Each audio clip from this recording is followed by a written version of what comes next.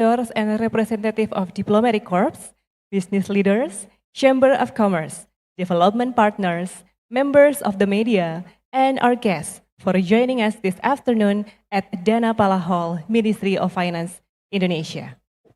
As the program will begin shortly, we kindly invite all guests to take their seats. And for the comfort of all participants, please ensure that mobile devices are set to silent mode throughout the session. Thank you.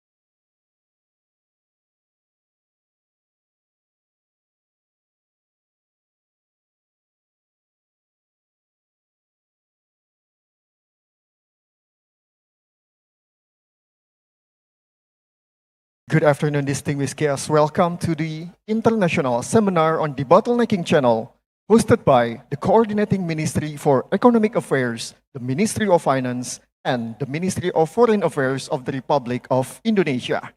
We are very honored to welcome ambassadors and representatives of diplomatic corps, business leaders, chambers of commerce, development partners, members of the media, and also our guests for joining us this afternoon at Dana Pala Hall, Ministry of Finance of Indonesia.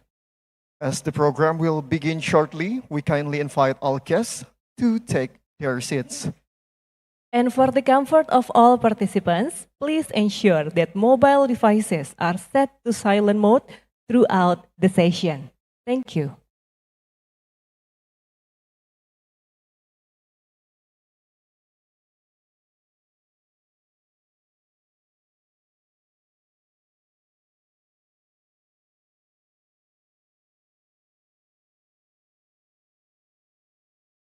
Ladies and gentlemen, please rise for the national anthem of the Republic of Indonesia, Indonesia Raya.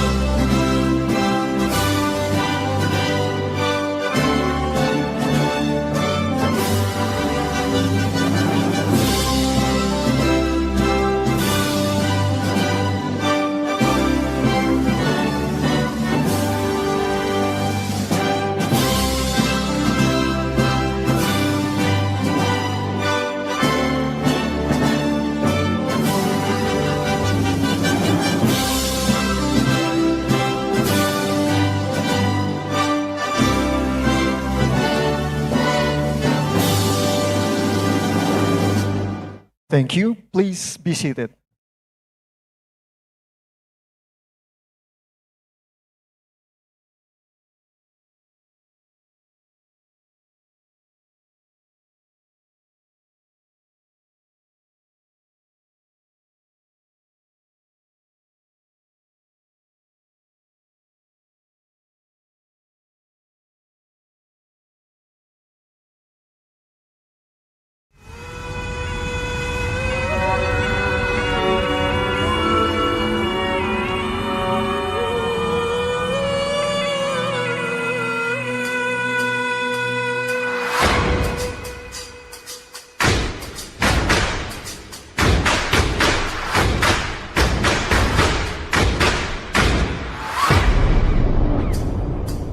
Salam alaikum kami ucapkan para undangan yang baru tegak karena salam nawikan sunnah jarot tak memat tanda mulia. Salam alaikum kami ucapkan para undangan yang baru tegak salam sejahtera semua kita pendidikan bangsa damai sentosa.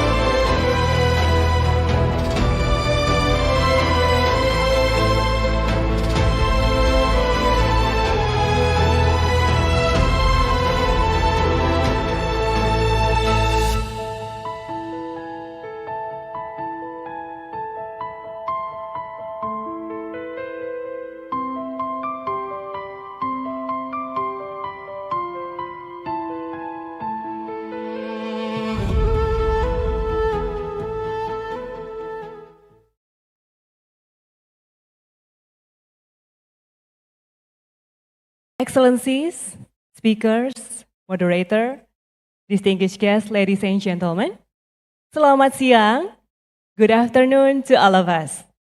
Ladies and gentlemen, we have just witnessed Ratoh Jaro, a beautiful traditional dance from Aceh. Ratoh Jaro, meaning dance of a thousand islands, thousand hands, I mean. It reflects the dance's signature synchronized movement, and it is also known for expressing the resilience and solidarity of the Acehnese people while showcasing the rich cultural heritage of Aceh. Ladies and gentlemen, we are truly honored to welcome you to the International Seminar on Debottlenecking Channel, Resolving Bottleneck, Accelerating Investment.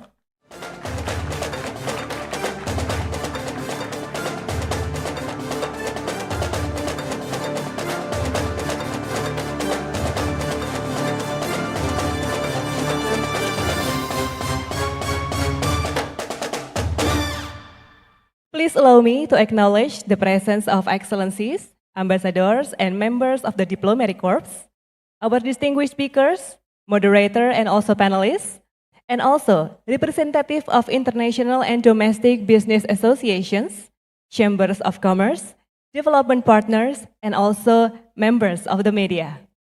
And we would also like to extend our greetings to these distinguished Indonesian ambassadors and guests joining us virtually via Zoom. Good afternoon, ladies and gentlemen. My name is Diah Rukmi Amarwati, and my colleague here. Rianka Diza. We are from the Ministry of Finance, and it is our pleasure to be your MC this afternoon. Excellencies, distinguished guests, ladies and gentlemen, and also Amber. Today's seminar brings together stakeholders from across sectors to discuss practical ways to address investment-related bottlenecks and strengthen coordination to support economic growth.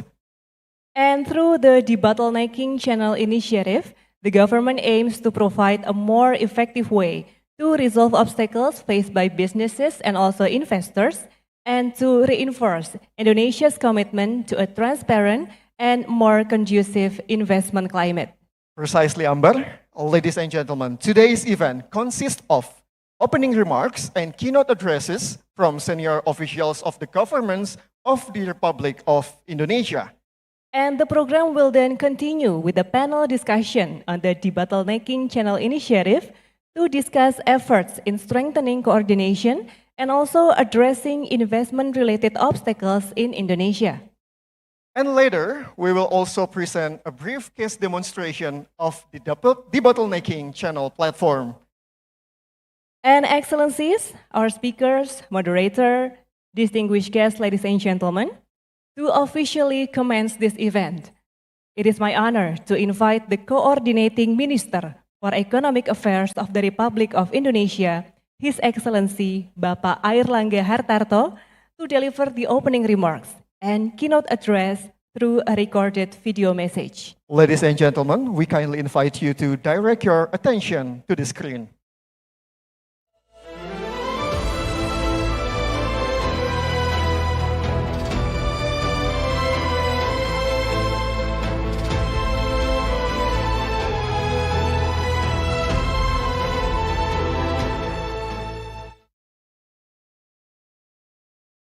Bismillahirrahmanirrahim. Assalamualaikum warahmatullahi wabarakatuh.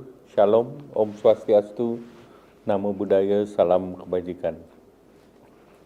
Honorable Bapak Purbaya Yudisadewa, Minister of Finance, Bapak Arif Hasfas Ogroseno, Vice Minister of Foreign Affairs, esteemed members of the Task Force for Acceleration of Government Program to Support Economic Growth, distinguished ambassadors, ladies and gentlemen. I would like to extend my warmest welcome to all of you, and I would like to extend my sincere appreciation for the successful convening the international seminar on the Debottlenecking channel. Distinguished guests, the global economy in 2026 continue to face significant headwind. Nevertheless, Indonesia remains resilient, well positioned to sustain stronger economic growth, supported by solid domestic fundamentals. Indonesia probability of recession remain very low, below 5%, lower than in US, Japan, Canada. And this highlights Indonesia economic resilience and capacity for growth despite rising global uncertainty. Indonesia economic fundamentals remain strong. First quarter grew by 5.61%. Inflation reduced to 2.42%. And consumer confidence remained robust. For 71 straight months, the trade balance has remained in surplus and backed by solid reserve and financial stability. To address this, President Prabowo Subianto has issued presidential decree on the Task Force for Acceleration Government Program to support economic growth. One of the program focused on delivery and debottlenecking. The mandate of Debottlenecking Working Group goes beyond administrative coordination. It focuses for delivering concrete solutions through debottlenecking channel that directly connect business concern with policy action. This channel serves three key functions. First, to capture and manage constraints in real time, recognizing that every delay in investment carries an economic cost. Second, it provides a dedicated and credible avenue for investors to raise concern directly, ensuring no issue is left unresolved. Third, it translates this input into actionable policy recommendation for the President or relevant authority to strengthen the investment climate. Ultimately, the objective is clear. An effective debottlenecking system sends a strong signal that Indonesia is not only offers market potential but also certainty in execution. Distinguished guests, by resolving the debottlenecking, simplifying process and strengthening coordination through the Debottlenecking Working Group and Debottlenecking Channel, we not only improve the business climate but also build trust, sending a clear signal that Indonesia is safe, predictable, and low-friction destination for investment. This is a critical moment. Amid global uncertainty, Indonesia can emerge as a bright spot of growth, but this will only be realized if we move quickly, act in unity, and ensure consistent execution. Let us in turn these bottlenecks into wide open channels for shared prosperity. I wish you all productive and insightful discussion in this seminar. Thank you. Wassalamualaikum warahmatullahi wabarakatuh.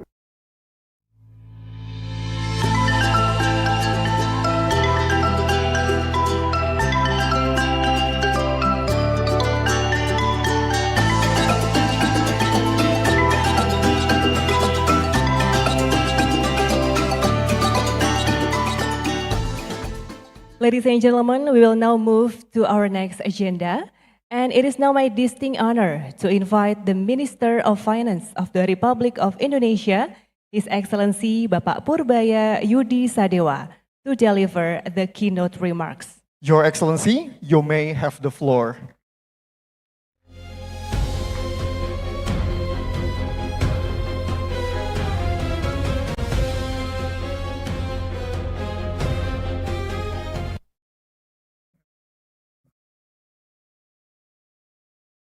Baru tahu ada wartawan di belakang.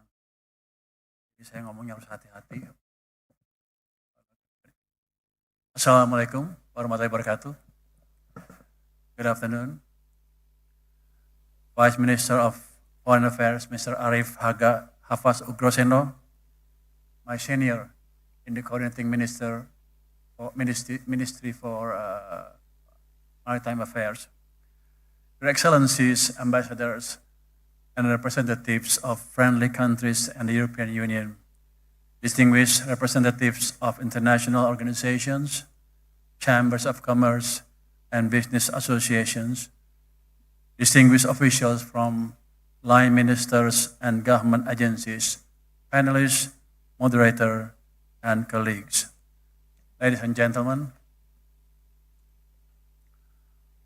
we understand that to achieve a stronger and higher economic growth, Indonesia needs to increase investment and private sector participation.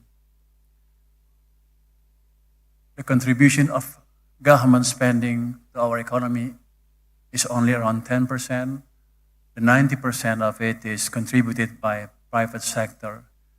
So without significant private sector participation, it is almost impossible to create economic growth of above 6%.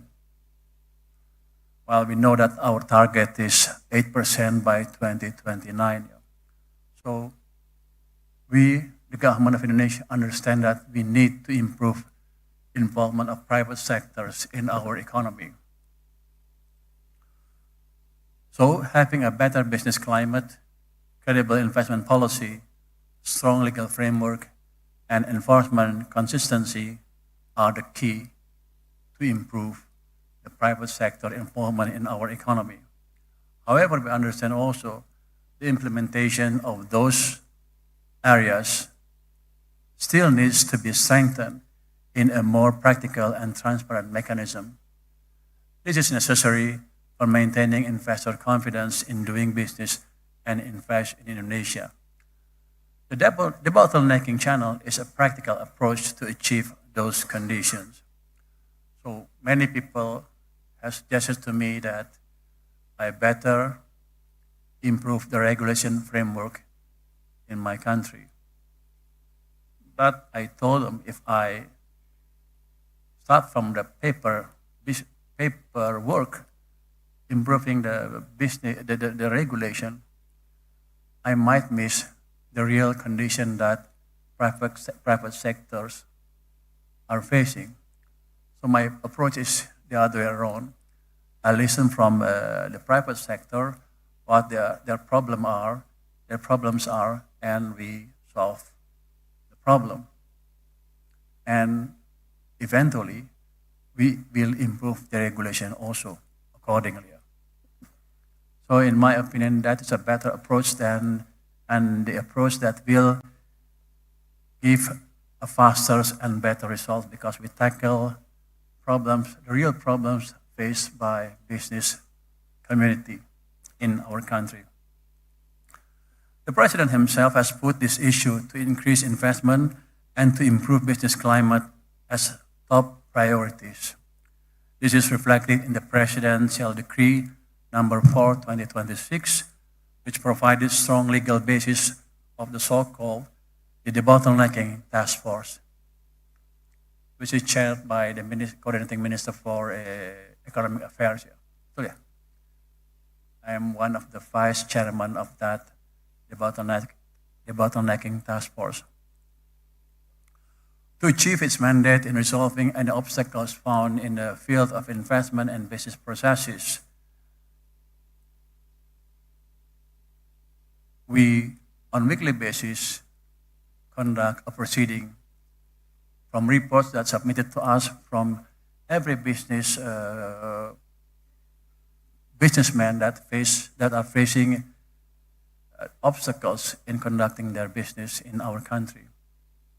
And we solve, I think, every week we solve from 1 to 2 to 4 cases, and it has been smooth so far. We managed to swiftly remove the bottleneck. I believe 1 year from now, the environment climate in Indonesia will be much, much better than it is now. Yeah. With this, I ensure the effective and efficient mechanism to facilitate investors' concern on licensing and a smooth processes of investors' concern with regard to their investment and business in Indonesia.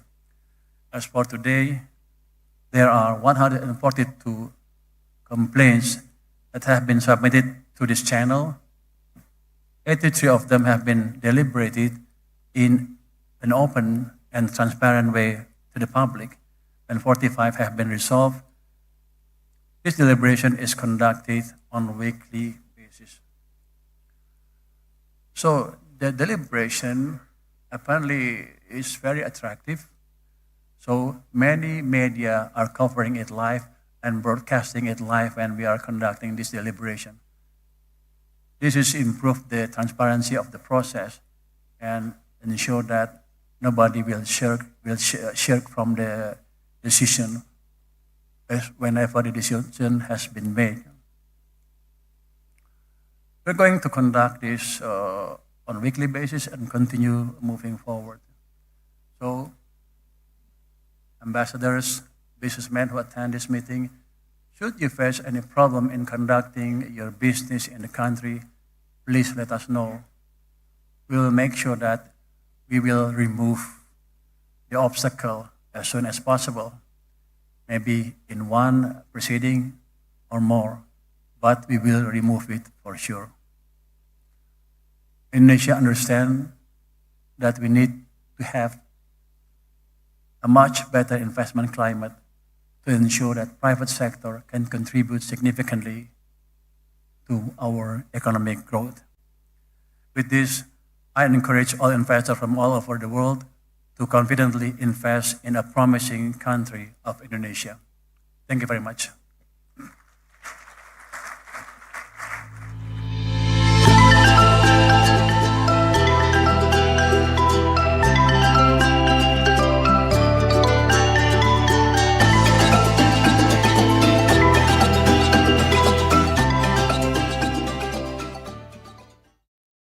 Thank you very much, Your Excellency, for your opening remarks.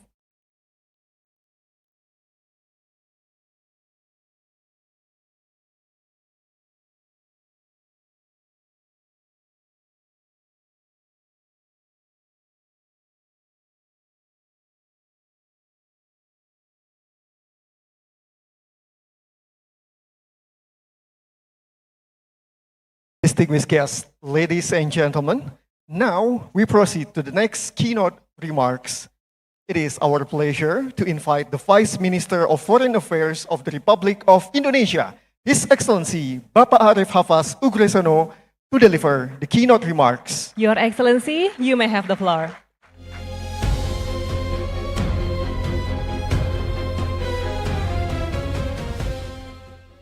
Bismillahirrahmanirrahim. Assalamualaikum warahmatullahi wabarakatuh.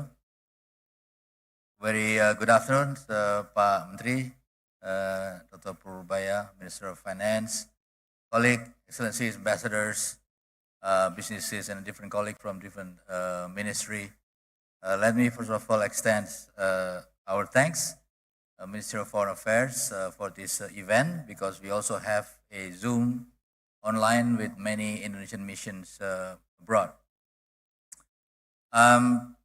Investors, I believe, before they enter into country, they do market size analysis, they do labor cost analysis, they do legal certainty, they're checking on the infrastructure, and in many countries like Indonesia sometimes they are checking on which stamps, who is going to authorize the stamp, do we need another stamp in the future? So for us, this is what we call the value-added administration. And for us, diplomats, ambassadors, I think we are quite used to these things.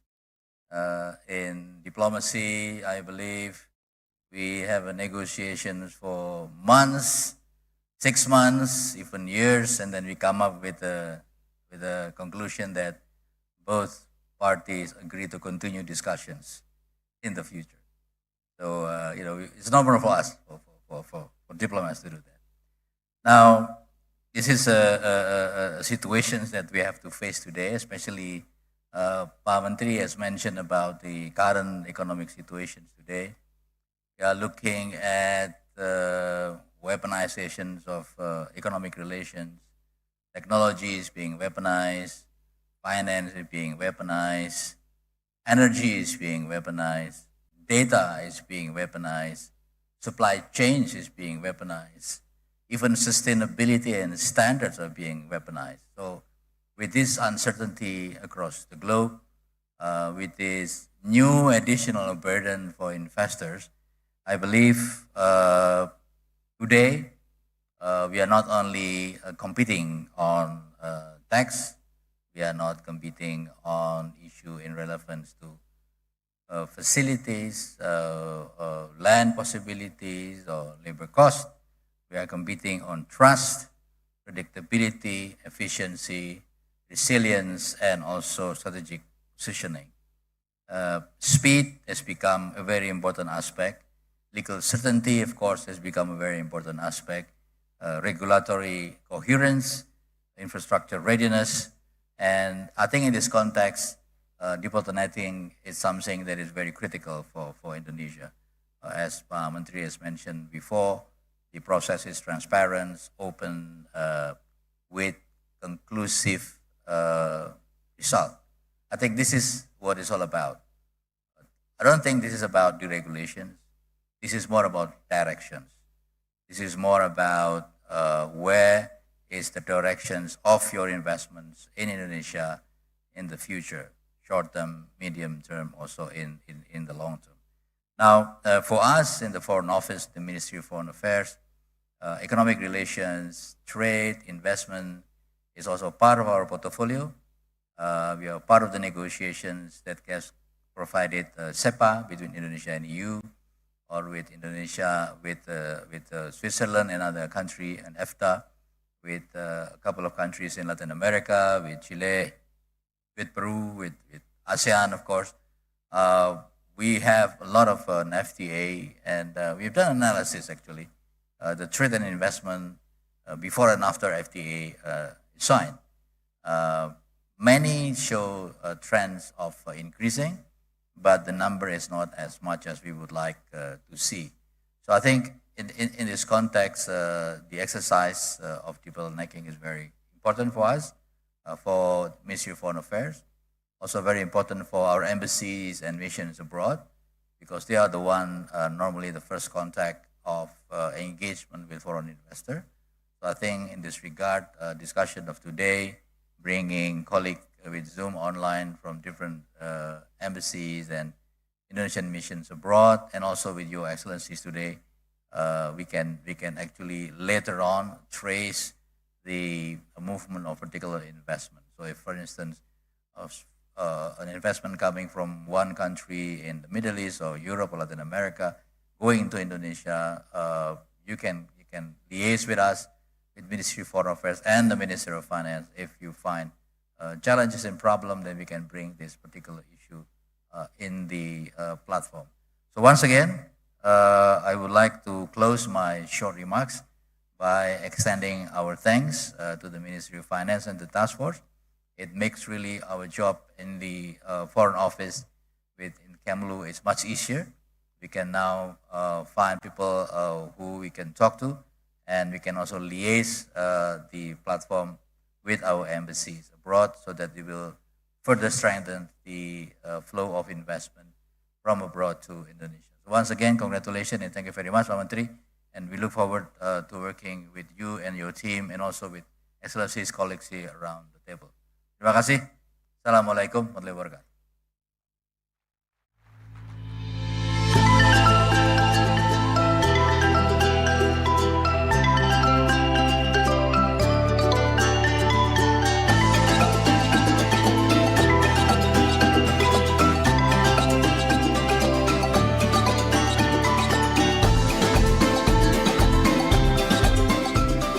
Thank you, Your Excellency, Bapak Hafaz, for your remarks. Our distinguished guests, ladies and gentlemen, we will now proceed with the official photo session. And for that, we would like to invite all of our participants here to rise from your seat and take the photo with us. Please rise in your seat. The photo will be taken from the stage area. And for the photographers, please take your position on the stage.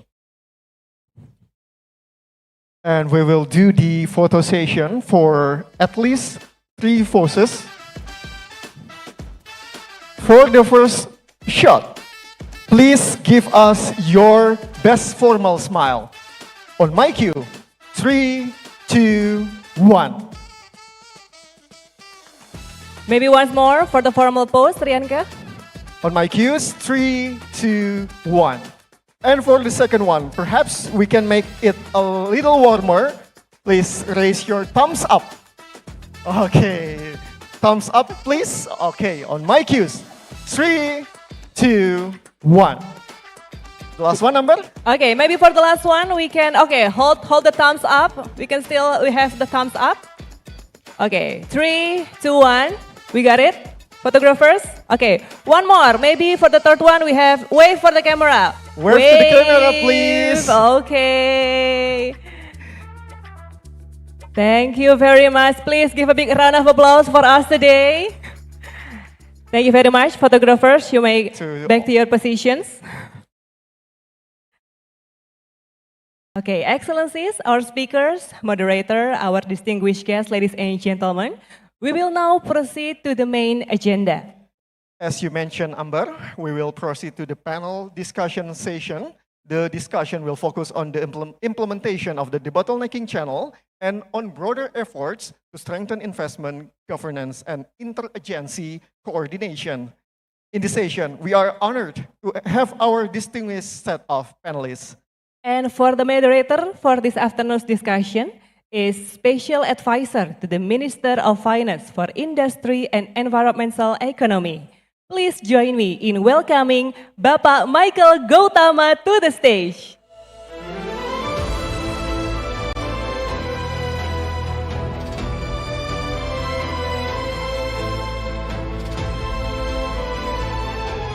Thank you.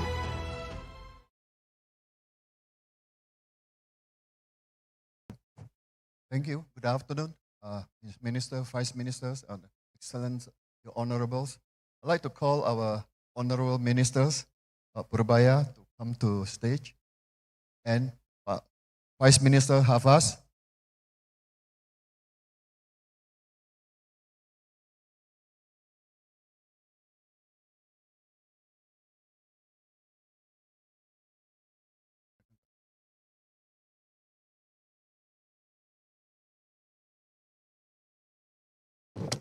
Thank you, two Honorables.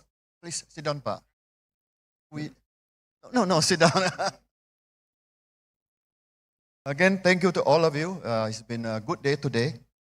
Today's theme is, I give a theme first before we can discuss with our two honorable ministers here. The theme is debottlenecking of debottlenecking. It's elephants in the room, people asking me why there is a task force. There's been hundreds of task forces. So what is the difference today? Different. The difference is today is, number one is the leadership. Our president has very strong leadership, supported by leadership of Purbaya and the team, Pak Bakti and Menko Economy, now Foreign Ministry enjoying us. The second is we have the tools now, tools of budgeting, finance, and the asset of the analysis skill of the team. So like Pak Minister said, we are working from the other side, from a private sector side, not from a top-down policy side. The third is the spirit of the team. As the Minister say, we have been working the last 6 months. We have solved about 25 to 30 billion dollars investment. So it's quite effective. President acknowledged that. We have a good track record. So conventional fiscal monetary policy investment is really good, but Minister always say we need to work in the systems to make things work. Besides that, we're working on our ICO, in mental capital output ratio, very strongly to push our economic growth. Having said that, I lay out the platform. To warm up, Menteri, I'll ask you one question, his question, and we'll open to the floor. So let's go to the floor. Yes, Directly. go to the floor. Is any questions or comment you want to He is ask going to to the ask too ministers? many questions. Like Any? Yes, Ambassador, please.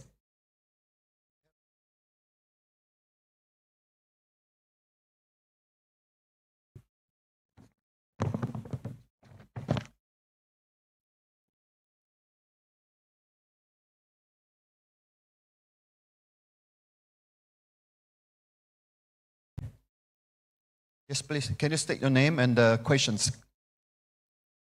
The mic. You can show. Okay, thank you. Hello, my Yeah. name is Olivier Zender. I'm the Swiss ambassador to Indonesia. I would like to congratulate you for this event. I think it comes at a very good time. Please.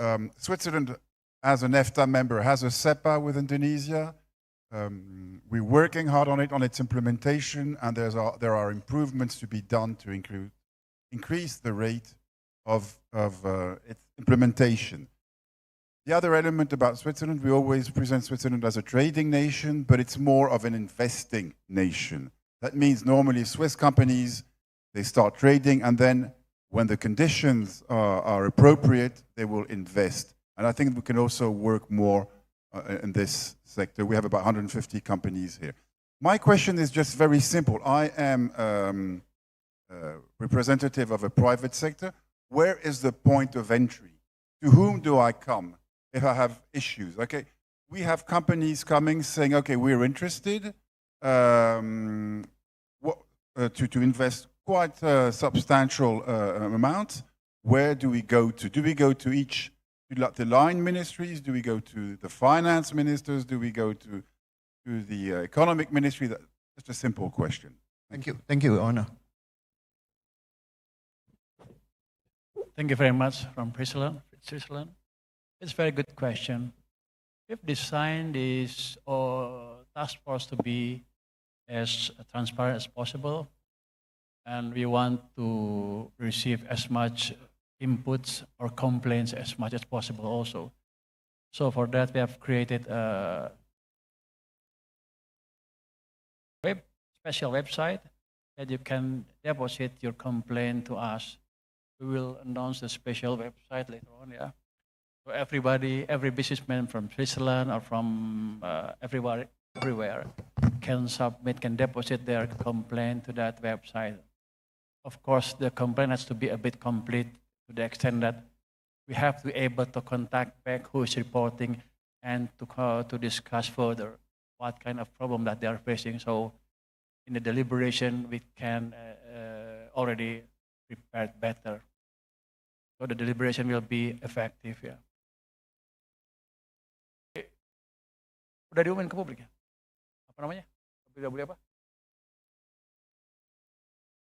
We will announce, we will provide to you the special website that we have created. And you since you mentioned about SEPA, if the implementation is slow, let me know also. I will push everybody to work hard.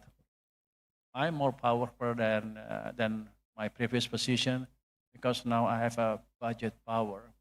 Any ministries, any minister who slow down every process that we are facing, I can reduce their budget. Thank you, ministers. Maybe Vice Minister like to add more on that. Yeah, I just want to advise companies. This is my experience as ambassador in Brussels and Berlin. In both assignments, we, the economic team in the embassy, we help investors going to Indonesia from the get-go, from the beginning.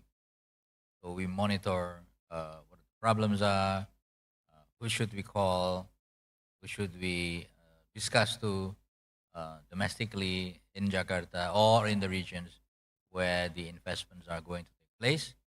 And along that chains of communications, if something breaks down or if something not working, then we can, the embassy can monitor it. So now I think now we have this system, which is very good, and of course we still have the embassy abroad. So I would strongly recommend that any investments coming from abroad, you could liaise with us in the embassy coming to Indonesia. See, the problem sometimes some of the investors believe that they can do it by themselves. They have consultants, they pay a lot of money for consultings, then something happened, then they come to us. There are companies like that, and we told them that we're wasting your money in consulting. You can just consult with us. So I think now you have a streamlined process. So Ambassador, hopefully, if the question arises from Switzerland, you can either go directly to the website, or you can work with us with the Ministry of Foreign Affairs. All the companies can already start discussion from our embassy in Bern. Thank you, Pak. Minister, have something I to might add? add something. This special task force is quite powerful because the members are not only me. It includes almost every ministry in this current cabinet. So, for instance, when a Japanese company impacts face some problem and we deem it is significant and necessary, we have created a sub-special task force in our task force to act as a one-stop service for them. They can come to that sub-task force and they will handle everything from permit and everything. If your companies are facing confusing in conducting business in the country, in my country, we can also set up a special sub-task force like that. So don't worry investing in country.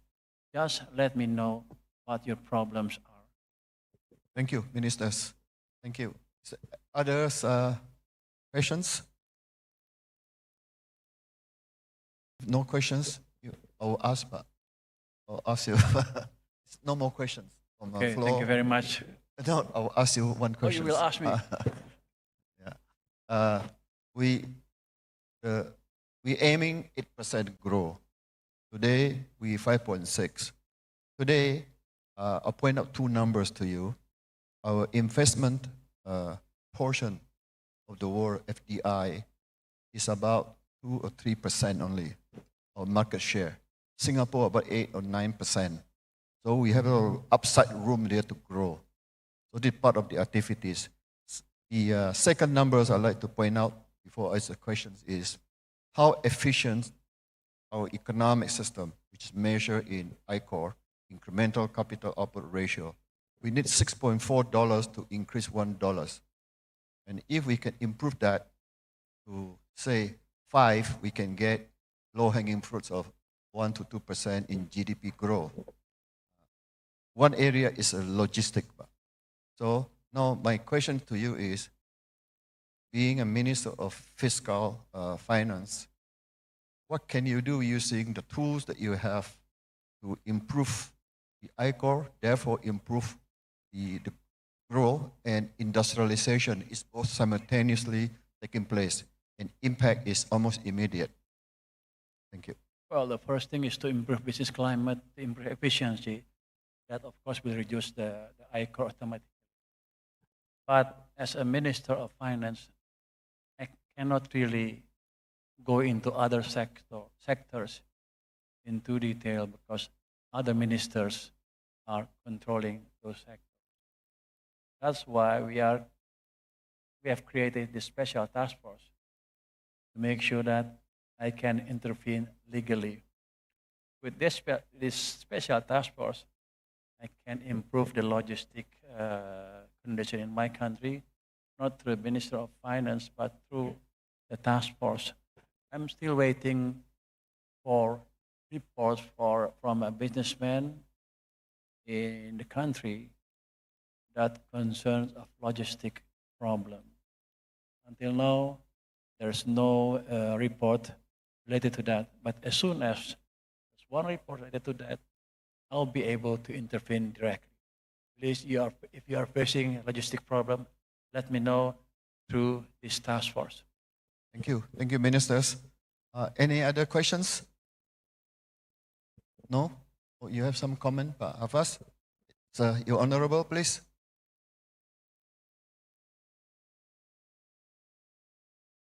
Assalamu alaikum. This is Abdullah Al-Dahri. I'm the ambassador of Uni Arab Emirates. I've been here in Indonesia for the last maybe around 6.5 years. I will just wanted to highlight the business environment, like when Indonesia calls for FDI seeping into the Republic of Indonesia, allowing international investors to come over and invest. They are often faced with tremendous amount of regulation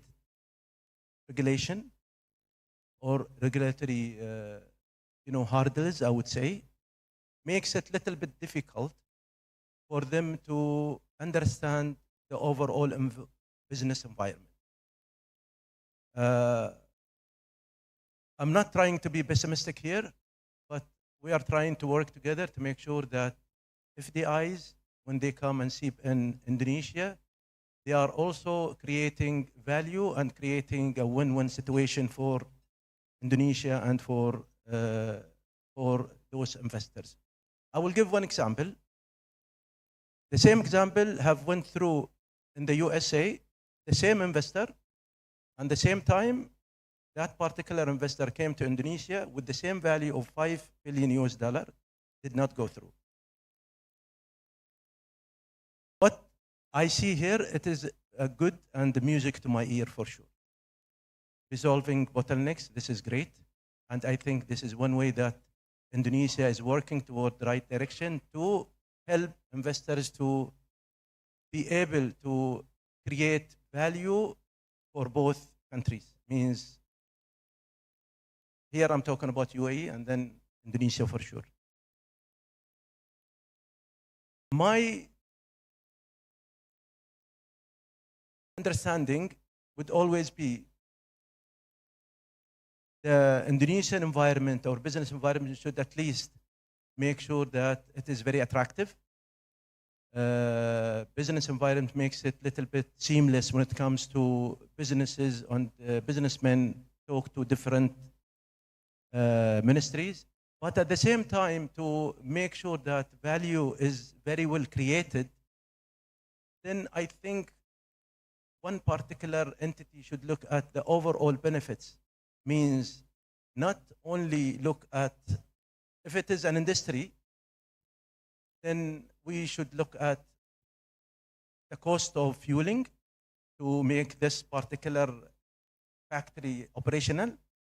But at the same time, we have to look at the overall benefits that would be created, job opportunities and others.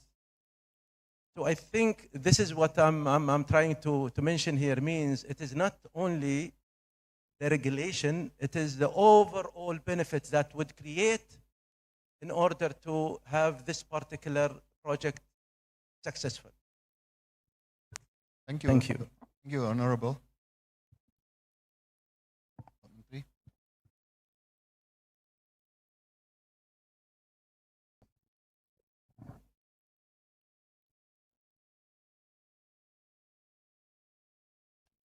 Well, thank you very much for the comments and question. I've been to your country maybe 4 times. I met your Minister of Energy, Sukhail, in 2019, together with ADIA chairman, also with ADIA, one of Hamed from ADIA. With him, we created our first sovereign wealth fund, the Indonesian Investment Authority. Initially, it was designed to be run by both of us, where managements from overseas can also work in that company. But apparently, when I left the Ministry of Maritime Affairs, they changed a bit. But still, we have got a good relation with UAE, where I think IDEA invests more than $2 billion in the country right now through INA, Indonesian Investment Authority. Well, I thank you for that. Yeah. Please continue to support our investment in the future and continue to support our growth. I agree with you. We need to get a system approach. But right now, we have a lot of endeavors to create such a climate. We have created a one-stop services, right?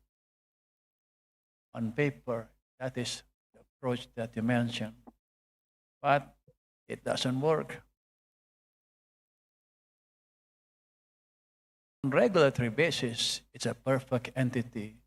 Everybody can come and report every investment plan to those entity, to that entity, but the implementation is still slow. That's why we created this Debottlenecking task force.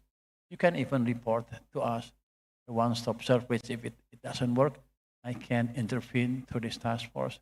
But yes, Indonesia needs to create a systemic approach, a system approach, so that we can really improve the investment climate in a much faster way.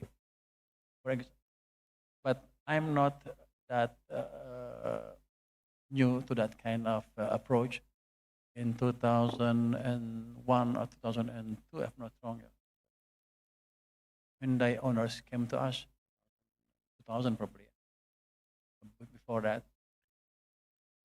he told me that he wanted to bring some of their manufacturing facility to Indonesia. In my office, I created a special task force. In 4 months, they reported to me, in 4 months, they groundbreak their project in the current Hyundai facility in Cikarang. Yeah. In 4 months, yeah. So Indonesia can expedite any investment program or project that all of you have, all of your investors have in the country, in my country, as long as you go to the right channel. Now we are creating this special channel for all of you. So please use this channel. If you think that, let's say you want to invest, your companies want to invest in my country and things, you're still confused about any regulations or are facing obstacles in conducting or implementing your investment plan, let us know. Thank you. Thank you. Thank you, ministers. First, to add, I'd like to call those in the Zoom. Currently, we have 126 our representative embassy and consul general offices in the Zoom. Anybody want to ask questions in the Zoom? There's no question. No question in the Zoom. Okay, yes, the honorable ambassadors, please.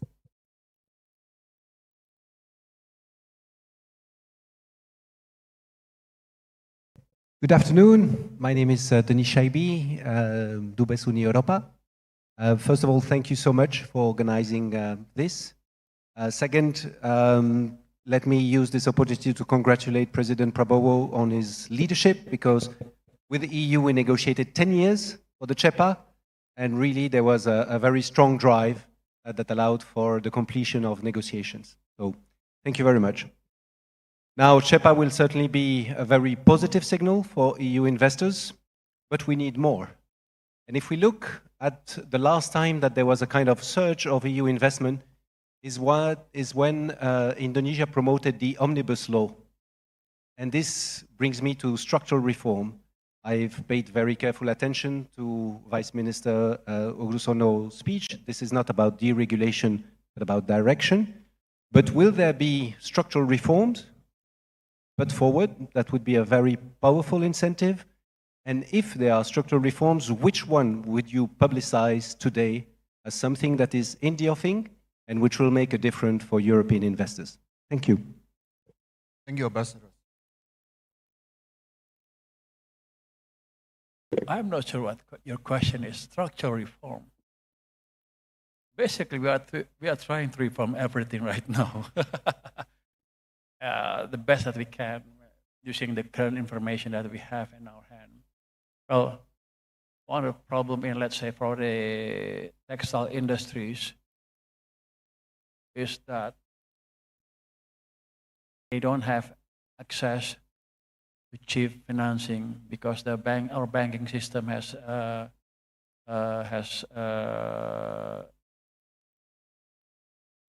claimed that sector is a sunset sector. So banking sectors are very reluctant to provide lending to that sector. So what structural reform that I can do? I cannot force the private banking sector to give loan to the sector, right? So I'm using my certain arm. I have a Exim Bank. It's under my control. I will force them to provide cheaper liquidity or more affordable liquidity to the textile sector, so they can compete, so they can renew their machinery and compete better in the global market.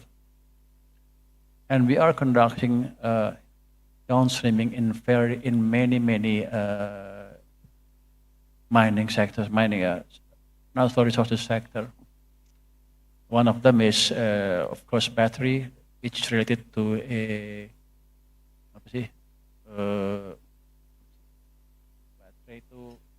battery is related to one of our mine product, that is nickel.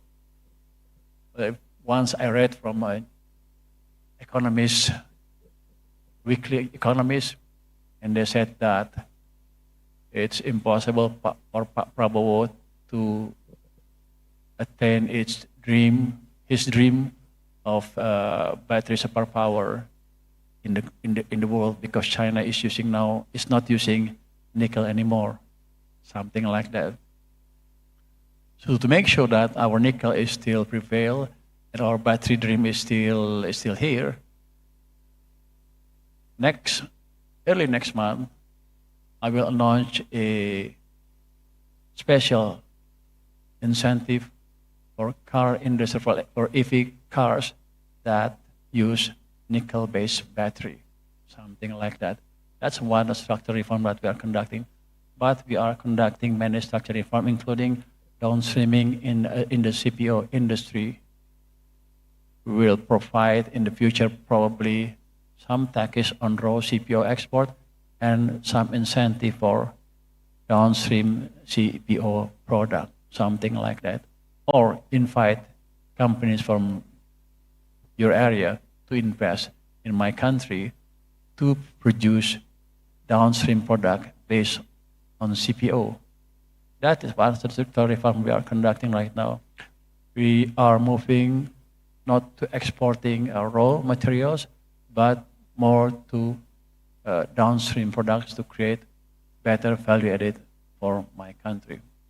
And there are a lot of structural reform that we are still conducting. One of them is the one that I mentioned to you. For industry also. So far, we don't have industrial policy. We are going to think about creating one. It's not scattered about. We will create a comprehensive industrial strategy moving forward. Thank you. Thank you. Thank you, Minister. Vice Minister, have some comment on that, please. Yeah, I just want to add what Pa Menkeu was saying, and also add my own assessment. In my engagement with many different countries, since 35 years ago, I became a diplomat. Many people complain, many investors complain about Indonesia, that it's complicated, red tape. But let me put it the other way around. How many countries in the world that has population of 280 million people, democracy, multi-ethnics, living in a country as size of Indonesia, with regional autonomy that is very strong? You sink that in a little bit in your thinking. Maybe there is none. India is a continent. Brazil is continent. Nigeria is continent. More or less the same population. Archipelagics, probably the Philippines, but not 280 million people. With robust regional authority, where sometimes central government has different matters with local government. And as a matter of fact, when we talk about, when I was a junior diplomat, I was often schooled by a colleague from democracy who said, if you guys in Indonesia become democracy, we will invest. So we became democracy, you invest to somewhere else, not democratic. Yes? It's a fact of life. I'm not complaining. I'm just telling you what it is. So I think what we are trying to do today is using leverage that we have in terms of leadership, in terms of tools, so that we can be able to expedite the process, facilitate the process, to ease the process of foreign investment in Indonesia. So I think that is a key that Pak Menteri mentioned about leveraging, what the Ministry of Finance has in terms of leveraging. And also I would like to very much implore you to look at the condition of Indonesia. We are not a normal state. We are a civilization state. I mean, that's what we are. So it's not a normal state situation where population is small, easy to manage. We're much more than that. Maybe not more, we are just different. And I think in that context, this effort is a way to work with everybody to make things easier, better, and hopefully faster and in a clear direction where we are going. Thank you. Thank you. With the two ambassadors' questions and the answer, I'd like to put into the pictures. So we do have a system, Your Honorable, system, especially for business and investment. Minister mentioned about our BKPM OSS system, one-stop shop system. And the foreign minister have an economic diplomacy system. It's all interconnected. So the debottlenecking channel, debottlenecking of the debottlenecking channel is become an effective tool onto a phenomena we call entrainment. It's aligning the rhythm of all this system. That's why the team is working on under leadership of the president. It shows works and show results. And hopefully by next year you can see more effective investment implemented. The investment are those that is on productive side. When you put money on the asset, those are not counted as investment under our GDP calculation anywhere in the world, GFFC, right? So this is the system that is put into working by adding a entrainment element under the leadership of President and of course the team of task force. And all this system, foreign minister is part of that. I think it will look more promising and effective soon. So we have a question, I think, from Zoom. Is the ambassadors? Ambassadors, Zoom, please unmute and Bapak dari mana, Pak? Please, the Paris. Ambassador from Paris. Yes. Pak Umar, yes. Pak Umar, please. Terima kasih. Selamat siang, Pak Menteri, Pak Wamen. Izin menyampaikan ini dalam bahasa Indonesia. Pengalaman kami di sini, Pak Menteri, pertama terima kasih atas acara ini. Yang kedua, platform ini tentu akan sangat membantu. Namun kalau dari pengalaman sebelumnya, masukan dari Pak investor maupun calon investor, forum semacam ini bisa membantu, namun ad hoc. Sementara beberapa investor ingin lebih pada predictability, sehingga rencana investasinya bisa diperkirakan berjalan sesuai program perusahaan mereka. Sebagai catatan, selama 4 tahun bertugas, kami mencatat 11 perusahaan Prancis yang masih selalu dalam posisi in waiting. Karena prosesnya ada yang 3, 2, 1 tahun masih pending. Terkait beberapa kendala peraturan Dan peraturan yang akan munculnya di ujung proses masih memerlukan permen, masih memerlukan pres, itu yang dianggap kekurangan credibility. Thank you, Pak. We understand. Our guest here is speaking English, Pak. So maybe I'll rephrase your comment. Your comment is basically on beside on the investment task force, we need the credibility, and there are cases that is in the channel right now. Maybe Pak Minister, you want to comment on credibility element? Thank you very much for the comment and question, and Bori and Dot probably. That's why we've created this special task force. Pak Dubes, should you still find some businessmen in France that or their business process has been slowed down significantly so far in Indonesia, let me know. We'll tackle it. That's why we have created this task force. This task force is created to solve the problem like that. Yeah. This is interministry task force. So I can jump from one minister to another minister to solve every problem that your investors are facing. Just give me the list. I'll invite them to the proceeding and make sure their problems will be solved as soon as possible.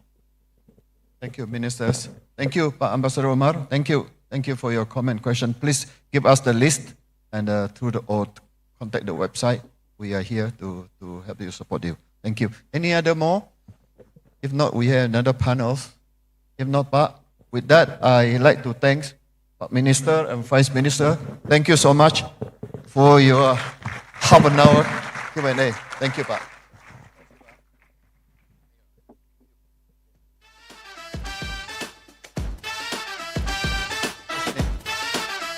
Your Excellencies Bapak Purbaya and Bapak Hafaz, thank you for joining with us this afternoon. It has been a privilege to have you with us, and we truly appreciate your valuable remarks and insight. Your Excellencies Bapak Purbaya will now proceed to the next agenda, a brief engagement session with the media.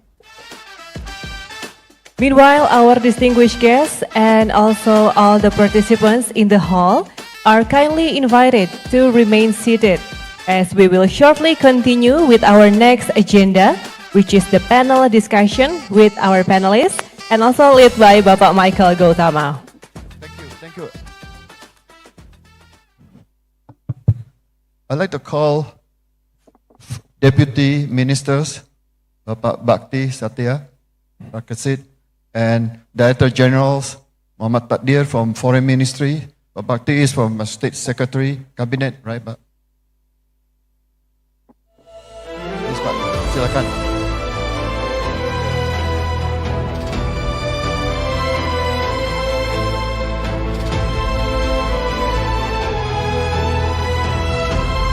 Let the music play. Thank you again. We still have 40 minutes to go. Pak Bakti is the key person in the task force. So he and Pak Takdir from Foreign Minister's side will explain more in depth how the technical aspect of it. Pak Bakti, I understand you have some presentation, Pak. And this is your please, the time is yours, Pak. Yeah. Thank you, Pak Michael. Your Excellencies, distinguished guests, Ambassador, Head of Chambers and Business Associations, very good afternoon. It is a privilege to stand before you today to share Indonesian proactive measures in transforming our investment landscape. Today, I will present our strategic initiatives, the debottlenecking of national strategic programs.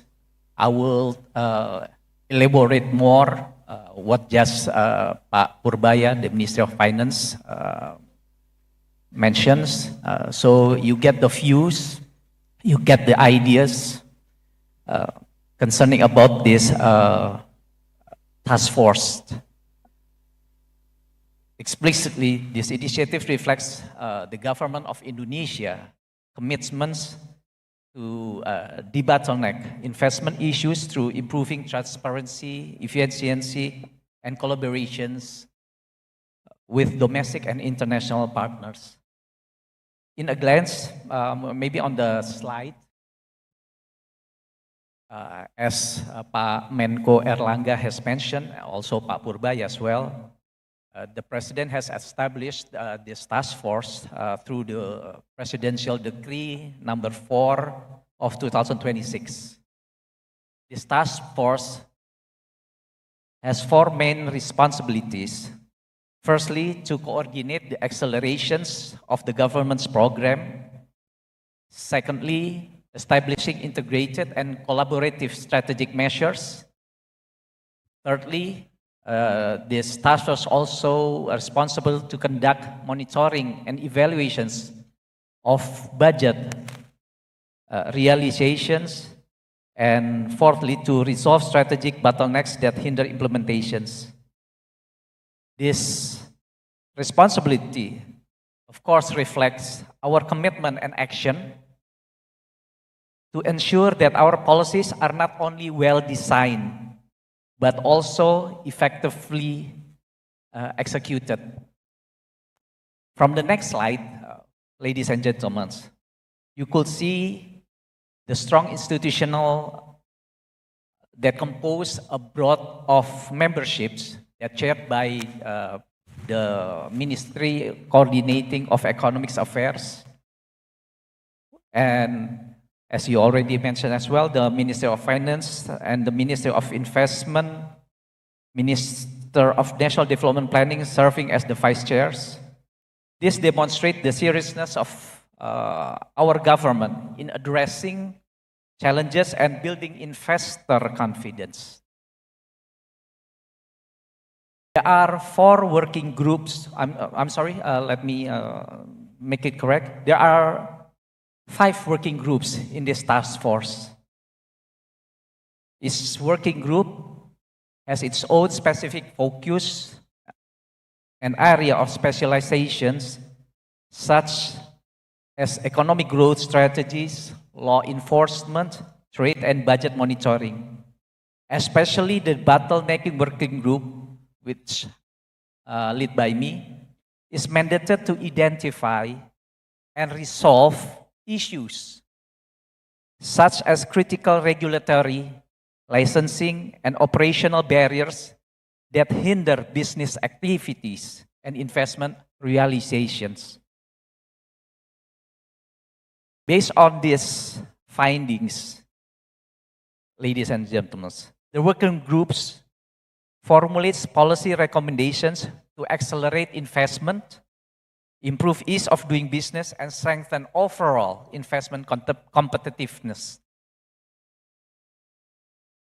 How these working groups works, or how's our business process doing this?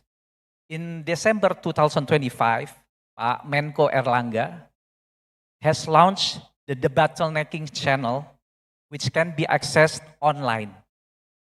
So we encourage the businesses, as Pak Purbaya just mentioned, to complain or give an information concerning about the bottleneck to this channel. This platform enables business actors to directly report obstacles, both in operating existing businesses and in initiating new businesses or investments. Businesses could also report all process through an integrated mechanism. We verify, we will analyze, and we will coordinate it across ministries. But of course, only registered business actors with a business identification number may submit reports supported by complete, clear, and accurate documents. This is to ensure that the process remains focused and effective. From the workflow of the debottlenecking channel, you could see that it operates through a structured and transparent workflow to ensure business concerns are addressed efficiently and accountably. Working group will analyze the issue in details and coordinates with the responsible ministries, agencies, or stakeholders when necessary to identify practical solutions. For issues requiring strategic or cross-sectoral policy decisions, the issue will be escalated to a complaint resolve court chaired by Ministry of Finance. Furthermore, if the problems are massive and systemic, the issue will be discussed further in ministerial meeting, which led by the coordinating Minister for Economic Affairs as the chairman of the task force, which this could lead as well to a policy reform. We don't stop on concerning about the complaints, but we try to reform as well our policies, also regulations, if it's needed. This mechanism, of course, enables the government not only to resolve immediate bottlenecks, what just I mentioned, but also to reform and strengthen future policies to improve the overall investment climate. As already mentioned as well by Pak Purbaya, but I get the informations by May on 7th, 2026. The debottlenecking channel had received around 134 complaints. Of these, 64 had already been resolved, while the rest are under monitoring. The majority issues reported are related to business licensing, which accounts for 50%, followed by land and spatial planning around 40%. This figure highlights the relevance of the task force work and its effectiveness in addressing the most key challenges faced by the business actors in operating their business or executing their investment plan. We get the strong support for this initiative by the President Prabowo. The president on the business forum in Tokyo on the next slides, on the March 30, 26, noted that this mechanism has already proven effective, resolving many issues and strengthening investors' confidence in Indonesia. The President's strong support gave us stronger motivation and responsibility to enhance our efforts in dealing and resolving business complaints efficiently and effectively by keeping transparency, accountability, and integrity as the foundations. The strategy on these working groups for economic growth are built on 4 pillars. First, we do the complaints, faster resolutions, accelerating handling the business complaints, coordinations alignment, transparency and accountability, as Pak Purbaya also mentioned previous, and strengthening business confidence. Together with these pillars, create a strong foundations for sustainable growth. And probably I can share the achievements that the working group has made.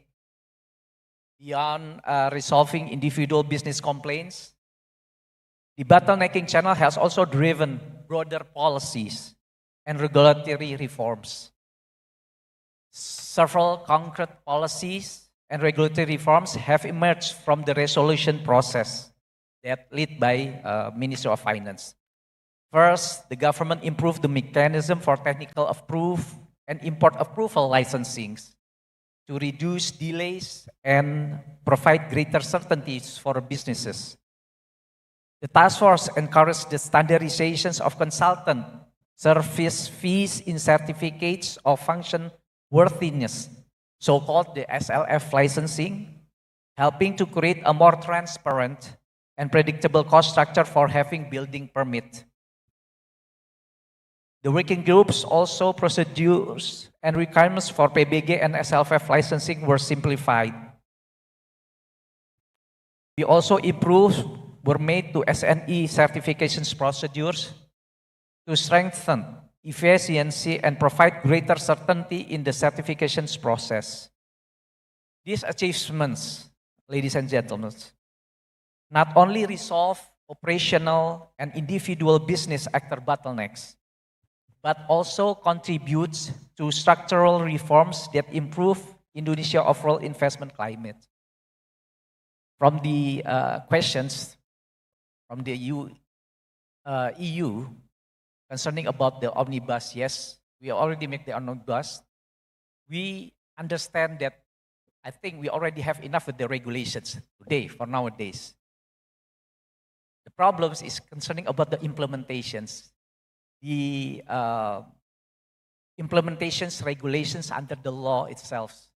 This is what just mentioned by the Minister of Finance. This is our responsibility to make, firstly, the regulations implement well. The businessman could run the investment as the regulations it is. So this is the opportunity. This is the time for you, businessmen here. If there's a complaint, if you have problems that hinders your investment in Indonesia, we're expecting that we could help and assist to resolve it. From the next slide, this is just a case. This illustrates how the debottlenecking channel translates business complaints into concrete policy improvements. In January 2026, more than 50 medium, small, medium enterprise pharmacy business reported difficulties in renewing pharmacies licenses due to inconsistent SLF, renewal fees, and licensing requirements. The issues was then discussed in a debottlenecking meeting chaired by the Ministry of Finance and produced several important follow-up actions, including improvements to the OSS system for pharmacy license renewals and the issuance of technical guidelines for building permit and SLF licensing to provide greater cost certainty for the medium, small enterprises. This case demonstrates how operational complaints can evolve into broader structural reforms that improve ease of doing business.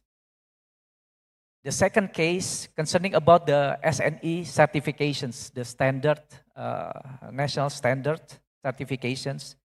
This case highlights the government's effort to improve certainty and efficiency in the SNI certifications process.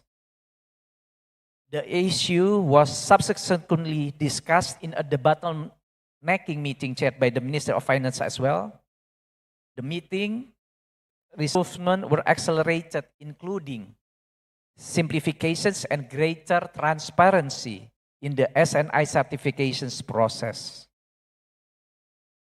Finally, the primary objective behind the establishment of the debottlenecking channel is to drive sustainability, economic growth by identifying and removing the structural barriers. Closely linked to this mission is our commitment to securing a significant increase in investment as one of key drivers to have sustainable economic growth. We also dedicated to the improvement of the business climate as well. Ultimately, the synergy of these efforts leads to our most vital outcome to have solid and sustainable economic growth, which is job creations. We believe, the government believes that through strong collaborations and targeted resolutions of bottlenecks, we can successfully realize our visions for national economic development. Back to you, Pak Michael. Thank you very much for your time and attention. Good afternoon. Thank you, Pak Bati, for such in-depth technical details. In short, like I said earlier, the task force is about debottlenecking of debottlenecking. We are not just talking about it. I think the details been given by Deputy Minister here. The elephant is in the room. We are dealing with the elephant directly through the system and entrainment. Before we go to next topics on how the foreign ministry can play the role in the ecosystem, is there any questions to Deputy Minister Sakti?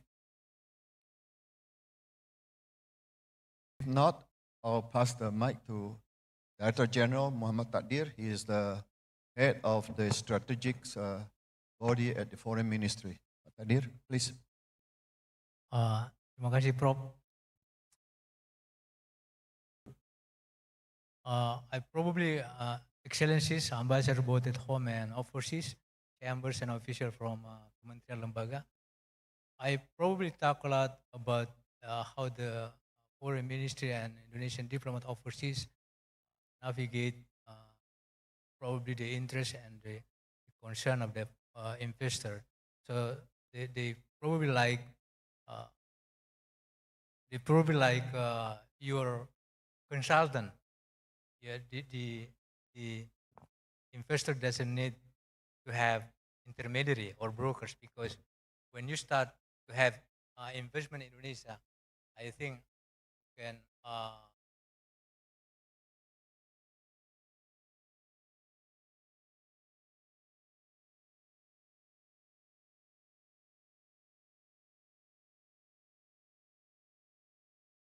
so when foreign investors would like to have investment in Indonesia, they can express the interest through the embassy channel. Then the embassy channel probably will guard and will take care of their interest and connecting with the market or industry in Indonesia.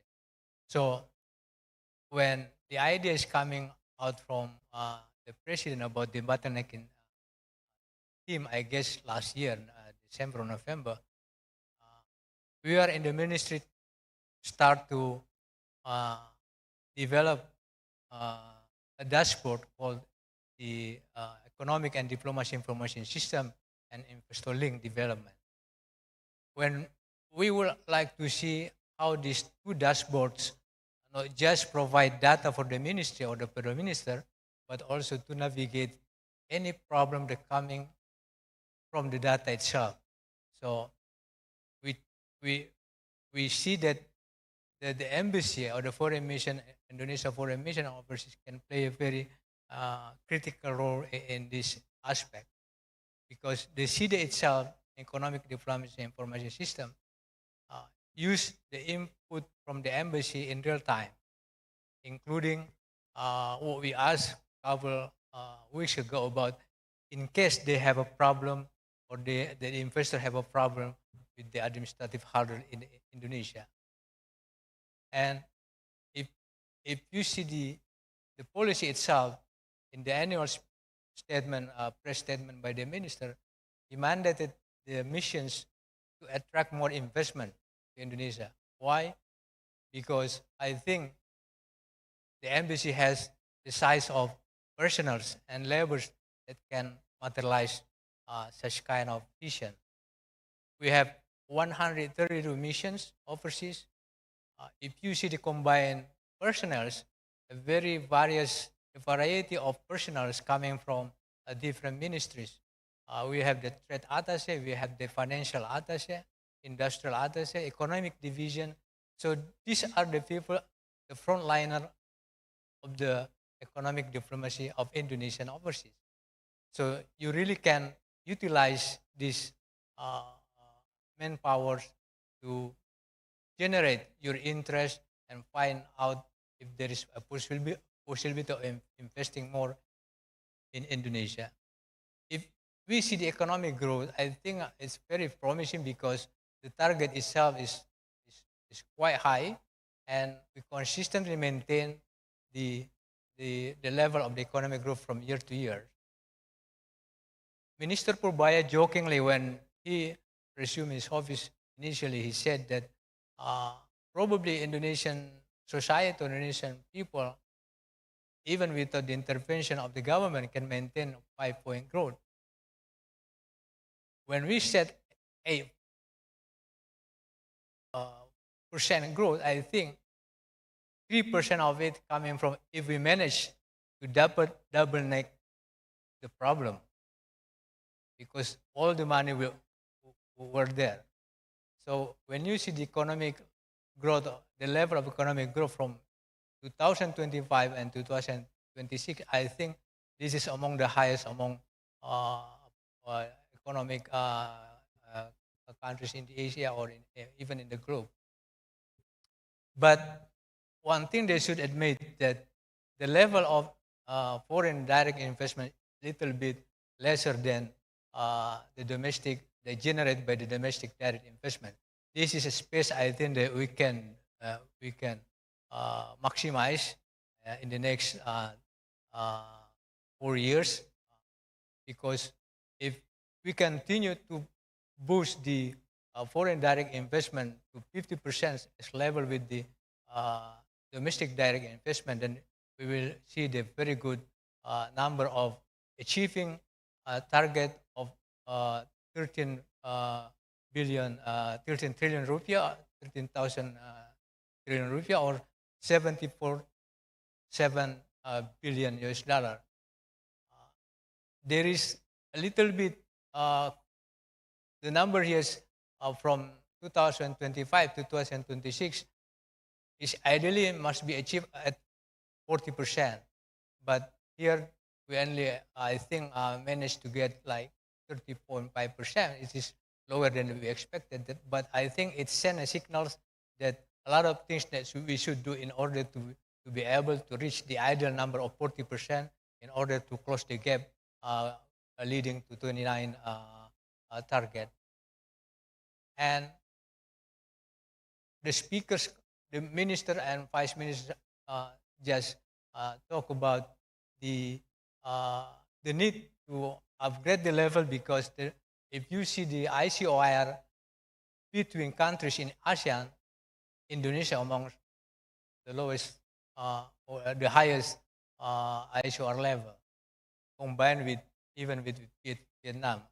So we need to upgrade that levels to the lowest possible point of 0.4% if we can have or settle the problem of regulations or the infrastructures or human resources, because this is the element of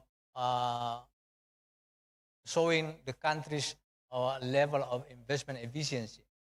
If you have a strong infrastructures, you have strong regulations, solid regulations, with a very able and capable human resources, then I think you may have the very low ICOR maybe in the next few years. It has been explained a lot by Bhaktin. I think I should go just going to the next slide, where the debottlenecking actually is like a ghostbuster. It provides a clarity for the investor. This is important because it is avoiding the dual interpretation and implementation, usually in the legal text. So there is a clarity among the investors when they start initial investment in Indonesia. You need to have a very good opening. The facilitation and assurances also can be manifested in the bottlenecking team, because it gives you a quick services that probably and hope might be settling your concern or your problem or your administrative hurdle that you are facing. And most importantly, the assurances, because this is also to give a sense of certainty in the whole process from the start to the end of this process. Other thing to watch, I think, this is not really directed to the debottlenecking, but if we manage to do a very good process in the debottlenecking team, I think the number of cases you probably come from in ISDS start to diminish. I think Indonesia among the highest number of cases in ASEAN concerning with investor-state dispute settlement. I think there are, for the record, maybe 5 cases compared to other ASEAN that they have like 1 or 2 cases. And this is also to make sure the vulnerability of the relation between state and foreign investors. If we lay the foundation of attracting investment to very open, transparent, and solid process, then I guess the investor will have the confidence. If they have the confidence, later on they will follow up with the next step. Then, after the satisfaction of the investment itself, they will not have a problem at all. As usually we find in the cases of ISDS, 5 cases is a bit high in the past, but I think this also would be diminished because of the debottlenecking process. The serious implications, it will reduce the possibility of any cases brought to the litigations, to the arbitrations, either through the venue of uncitral or venue of exit and other arbitration venue. When we start to send the cable to the embassy, in the Indonesian embassy in overseas, we try to collect or to identify the categories or most of the concern that they have, that the investor have, through the information provided by the embassy. And these are mostly a problem facing by investor in accordance with the information provided for the missions. There are business license issue, taxation customs, land spatial planning, financing and investments, industrial sectors, and governance law enforcement. I think this should be channeled by the debottlenecking through hearing. We have coordinated with the few embassies that provide these informations. I think just a moment ago, Indonesian ambassador in Paris, she expressed the cases that confirmed by the foreign investor in France, but I think on my record, we didn't receive any, cable yet from Paris indicating this kind of problem. But so I encourage all our missions, all our foreign missions overseas, to give us the cases that need to be a channel to the debottlenecking, or even they can direct it to go themselves through the website provided by the coordinating ministry. So I think this is a sign that communicating is important, provide information, update information, the progress of information, and etc. would be crucial and critical in allowing or enabling the debottlenecking team works in achieving their outcome. There are many lessons, I think, from our partners overseas, Bahrain, Singapore, and I think Vietnam. This is the selected, I think, model that we try to study to give a boosting, moral boostings to the debottlenecking in terms of the capacity and capability in settling the administrative hurdle faced by the foreign investor. The key takeaway, I think, is we need to strengthen interagency synergy on investment issue. A foreign minister was granted I think, three authoritative, what is it, authoritative role by having synchronizing, coordinating, and controlling through the presidential decree number 150. This is the kind of authority that rendered by the government to allow foreign ministries coordinate, synchronize, and control the problem probably faced by our partners in overseas and domestic. Also enhancing coordinating among Indonesian mission and stakeholders. I just talked earlier about this, and optimizing the role of the 132 Indonesian missions, and most importantly also reinforcing a transparent and investment-friendly business climate. This is the overall outcome, the overall objective of this debottlenecking. So if they succeed, I think probably we will see the increased level of the economic growth despite the difficulties in geopolitics and geoeconomy. I hope that will be utilized by our partners overseas, by a foreign mission here in Jakarta, to work together in helping easing their investors doing business in Indonesia. I think I should stop there, Prof. Michael. Thank you very much. Thank you. Thank you so much, Director General Hadiri. Thank you. If there is no questions, I want to summarize such a two in-depth technical presentation of we have two distinguished presenters here. So in short, we understand that there is an elephant in the room. There's issues facing by businesses in investment, and that's why the task force is formed. We have shown result, and a lot of times has been mentioned by Pak Hadiri about ICOR, investment capital output ratio, show how efficient our macroeconomic is. Today we are 6.4. We'd like to bring down to 5, and at the same time you bring up our industrialization automatically. And one key aspect in the ICOR is logistics. We are dealing with that as well. So the message to all of you from your companies, from your countries, you have issues, please reach out to us. The website has been provided. All the ecosystem has been explained, and test us whether we perform this time. So with that, I'd like to thank the two speakers. We have the last sessions on case demonstrations by our DG, right? Pak thank you so much, Pak, for your in-depth. I'd like to have a copy of your slide as well. And Pak Hadiri, thank you so much. And let's clap for them.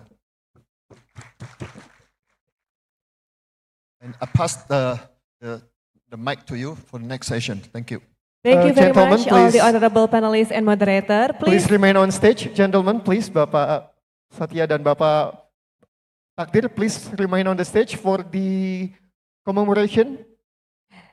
Bapak Michael.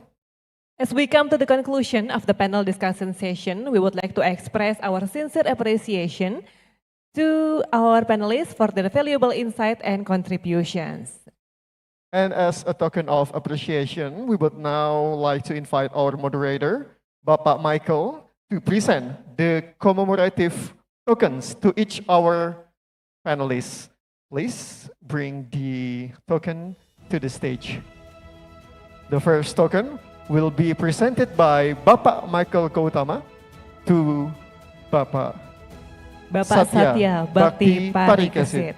Tim dokumentasi, please document.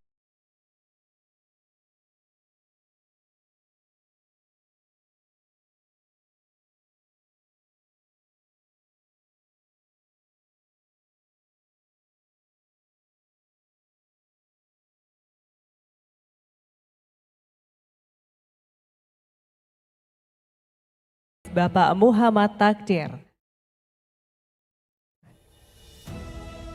And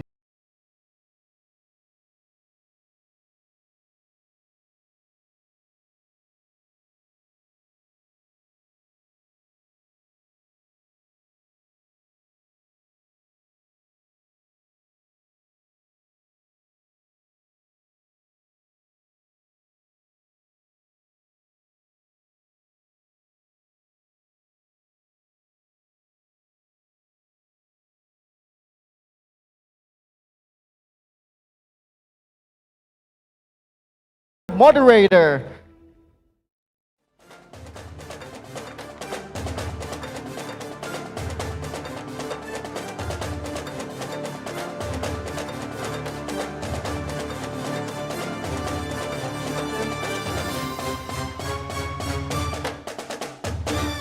Excellencies, speakers, moderator, distinguished guests, ladies and gentlemen, as mentioned by Bapak Michael, that we will now move to the case demonstration session, which will showcase how the debottlenecking channel is intended to function as a practical mechanism for addressing business and investment-related obstacles.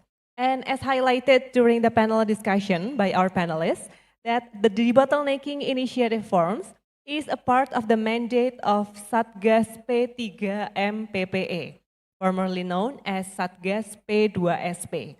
The renaming was formalized under Presidential Decree number 4 of 2026, and it reflects the government's strengthened focus on accelerating program implementation and supporting economic growth. Thank you, Ambar, very well explained. And on that note, the session will be presented by Director of Productivity Strategy and Economic Growth, Directorate General of Economy and Fiscal Strategy, Ministry of Finance, Bapak Andriansyah, and Assistant of Minister for Tax Compliance, Ministry of Finance, Bapak Yon Arsal. To the speakers, the floor is yours.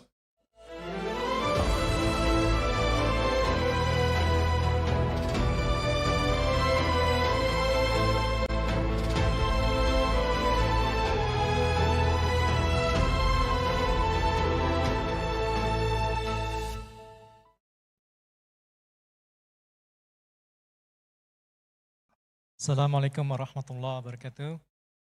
Good afternoon, distinguished excellencies, ambassadors, and representatives of foreign diplomatic missions, representatives of Indonesian mission abroad, esteemed member of chambers of commerce and business councils, and senior officers, ladies and gentlemen. My name is Andriansyah, Director of Productivity and Economic Growth Strategy at the Ministry of Finance. Today I would like to walk you through a brief case demonstrations how debottlenecking channel operates, how issues are escalated and resolved, and how our monitoring system support faster decision-making process across ministries and institutions. Before we look at the cases, let me begin with the submission process. This is the link that asked by the ambassador from Switzerland to ensure the transparency and traceability. All complaints and bottleneck report must be submitted to our platform. We have here Lapor. Maybe the slide, please. Yeah, the lapor.satgaspay2sp.go.id, and we have prepared a short tutorial video to guide user through the process. Let us watch the tutorial video. Please play the video, please.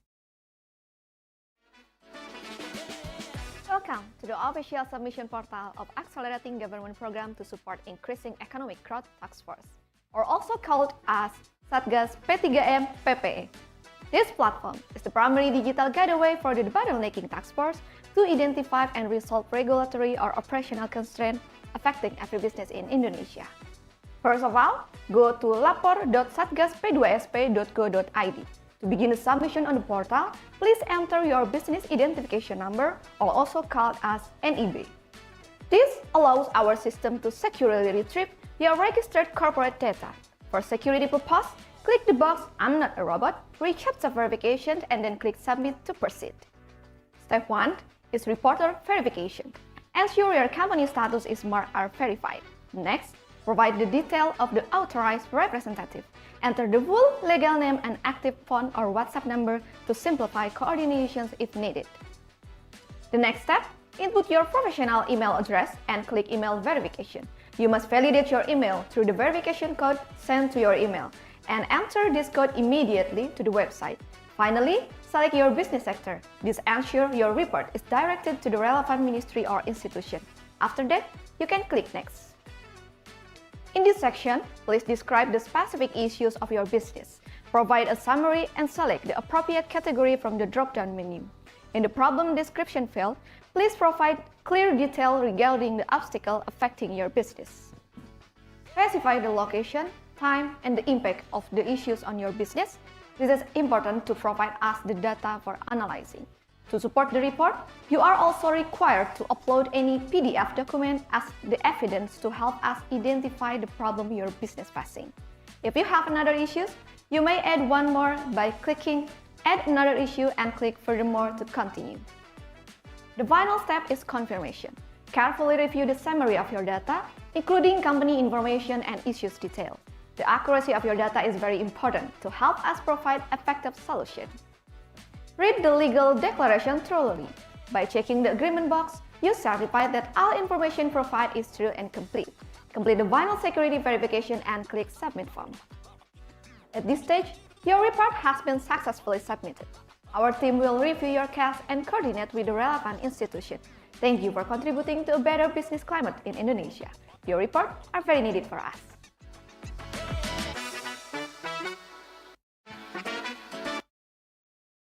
Thank you. We can move to the next slide, please. As explained by Pak Bakti before that, we have established a standard operating procedure to ensure that every complaint or issue submitted to the bottlenecking channel is handled and structured in a transparent and timely manner. So I don't want to repeat it again, but I want to stress that we also have what we call as service level agreement. For example, for step 2 in verifications step, the step must be completed in 7 days. And then for analysis, the third step in the analysis, we have a commitment that the maximum in 20 days from the completion of the step 2, this analysis must be finished. And then we have to decide then after, and the next slide, please. And to support the workflow, we also have, we created what we call as the dashboard. And in this dashboard, we provide the real-time overview of the complaint handling and project acceleration process. And in this dashboard, we also have what we call as KPI, key performance indicators, that, for example, average resolution time and interagency follow-up durations. And also highlight the contribution of each ministry or institutions in resolving bottlenecks in strategic projects. Next. You can see that here that since its establishment, the bottlenecking channel already what we call as the court or the hearings. So in the situation where the resolution workflow requires escalation to the minister level, we convene a formal hearing, and what we often refer as a court, and led directly by the finance minister and attended by the relevant ministries and institutions. And during this session, the complainant is given the opportunity to present the challenges they are facing, and after which we openly discuss and determine the most effective solutions. And to ensure transparency, these hearings are streamed live to the Ministry of Finance YouTube channel and also covered by media present at the sessions. So here we have 9 hearings, and for those who wish to see it or to watch the discussions, the live streaming recording are available. Please simply click the photos on the slide. You can watch all the hearings, all the court. And let us next slide, please. And let us now turn to the case demonstrations. I would like to illustrate the cases that we brought to the minister hearing held last week. The first case is about the Saguling 90 megawatt floating solar power plants. So the issue or the complaint was the project faced delays because the governor recommendation could not be issued due to the moratorium. And interestingly, during the hearing, the EJWA CAO, Tim Understein, he said that we are here based on the directions of Indonesia ambassador to Arab Saudi, Mr. Abdul Aziz, who recommended that this matter to be presented to the Debottlenecking channel. So this underscored the importance of today's seminars. So we also would like to invite you to recommend to the investors if they have facing problems or issue, please don't hesitate to contact us and report the cases to us. And as the result of the hearing, the West Java provincial government has expressed readiness to issue the recommendation by the 10th of the May, provided that the PLN fulfill its land compensation obligations. This slide also illustrates how long it took us to process the issue. You can see from the boxes above, from the complaint submission on the 8th April and to the ministerial hearing on the 7th of May. So this is to illustrate how we process the complaints. Next slide, please. And the second case is the Makassar Waste to Energy project. This project has been constrained by the regulatory transitions from Presidential Regulations 35 to 109. So the bottlenecks were related to tipping fees, land disputes. For this case, we began processing the issue in mid-February. And the result of the hearing, the Makassar city government has agreed to proceed with the project through adjustment to the scheme while retaining the existing developer. So here, in this case, we also, to make sure the certainty of the winner of the project, in this case, we retain the existing developer, and we also proceed with the adjustment of the scheme. And the PTSUS, the project SFP, also they said they will, the decision is they will continue coordination with DPLN and with the Makassar city government to advance the power purchase agreement process and the maintaining project readiness. In this debottlenecking channel, we also demonstrate that we not only coordinate with the other ministers, the line ministers and agencies, but we also coordinate with the local governments.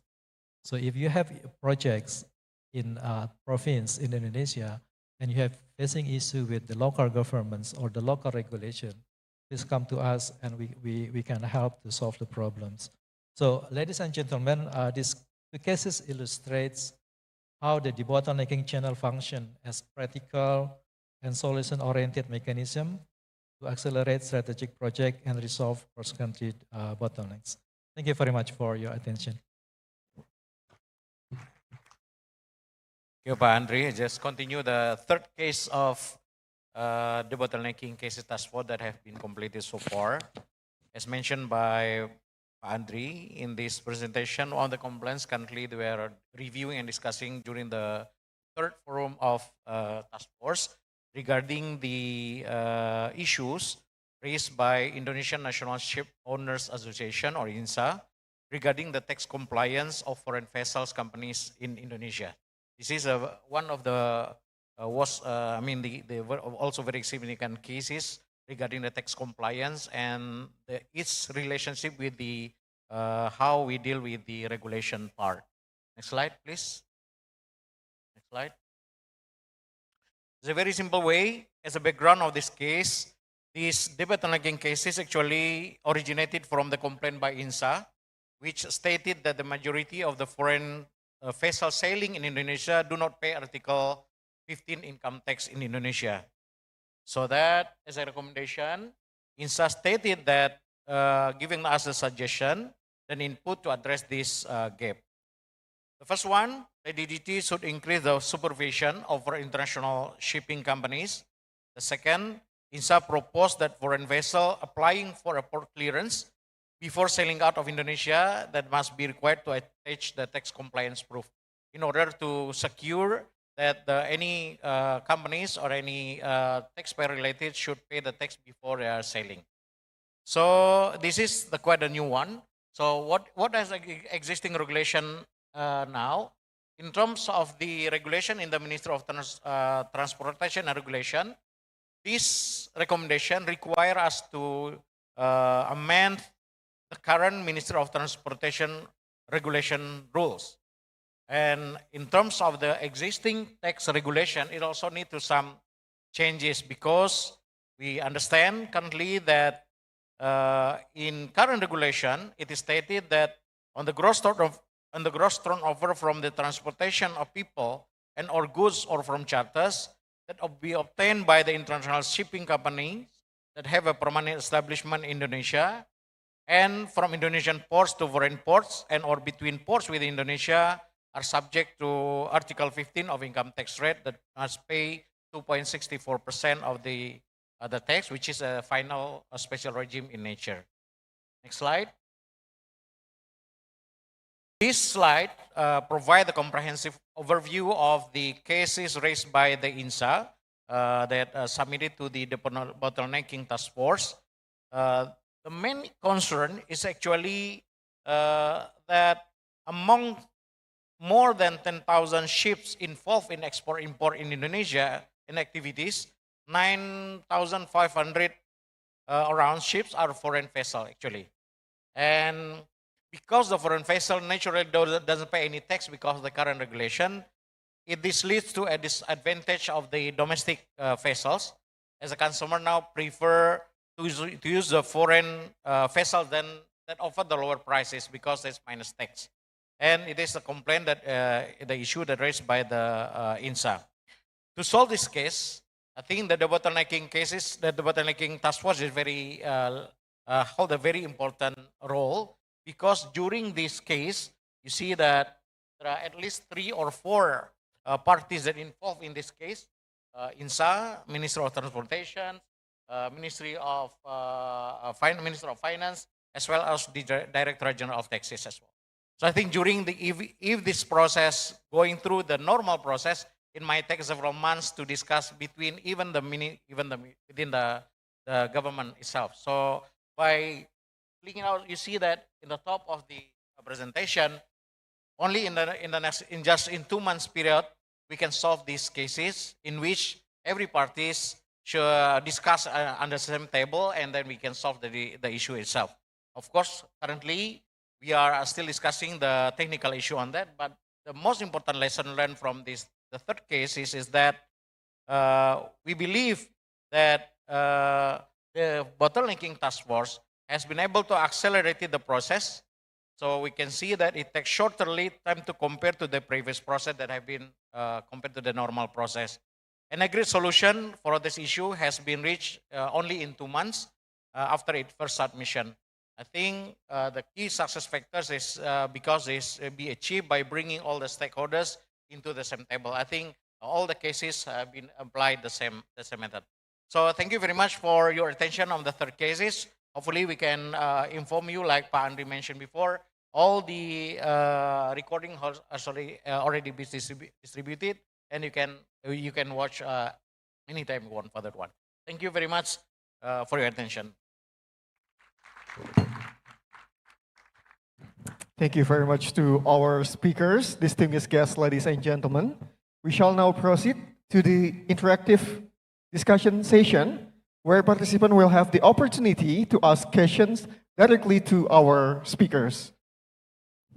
So to all participants inside the hall or maybe joining us via Zoom, if you have a question regarding the Debottlenecking Channel initiative, you might ask our speakers here. Please raise your hand and you may ask your question to our speakers here. Any questions? Okay.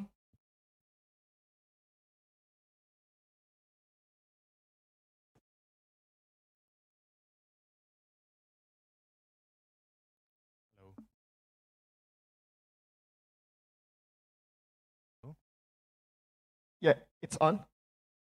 Hey, Pak Riansyah, senang bisa bertemu kembali. I have following question. When I looked at your website, I noticed that in order to proceed, you need to fill in NIB, nomor induk berusaha. If I'm a foreign investor who is interested to invest in Indonesia, but I don't have a business number yet because I'm still exploring opportunities, can I then still make use of the services of the Debottlenecking Task Force, or is that not possible? Terima kasih. Okay, thank you, Pak. Yes, one of the requirement for submissions in this channel is we need to have NIB, the business identification numbers. But because the purpose of this channel is to debottleneck the investments, this means that investments is already undergoing in the Indonesia. So if you're facing doing the investment, you should have the NIB, right? But I can also give you the alternative that Pak Ian mentioned before the case. The issue is not by the investors or not by the company, but by the associations. So in this case, there are two alternatives. The first one, we can use the counterpart of the foreign investors. They have the NIB. They can represent, represent the compliance about that one. It also mentioned about the last cases where we have the joint ventures. So the Indonesian company that submit the cases of the complaint. The second one, you can also use the associations, such as the INSA case. And then if not, maybe we can also facilitate that the issue, and also you can contact us directly if you have problem in submit your complaint. Just contact us directly. We can help you with submit the case. At the point, I want to stress you that we will process all the complaints because your investment is important for us. We will help you with the submission process. Thank you. Okay, thank you very much, Pak Andriansyah. Bapak Yon, if there is something to be added, Bapak Yon Arsal, is it enough or? Okay. Is there any question? Please raise your hand.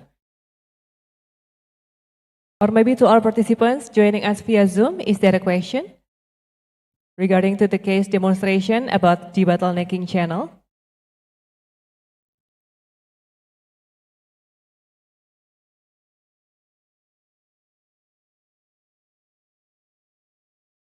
Any question from Zoom?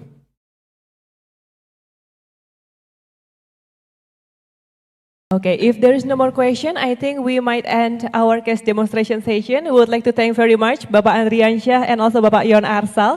Please give a big round of applause to our speakers for presenting the case demonstration on the debottlenecking channel. Thank you very much, Bapak.